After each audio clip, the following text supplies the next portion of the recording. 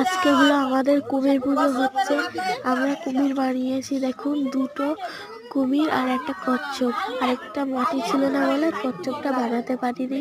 আর এইদিকে দেখো ফল প্রসাদ সাজানো আছে, একটু পরেই পুজোয় বসবে ঠাকুমা,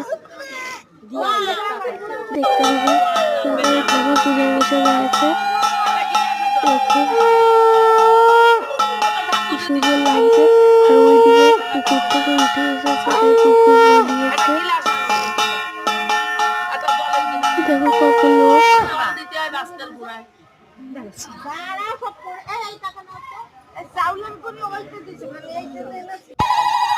আর দেখুন এখন হচ্ছে কুমির বলি দেবে।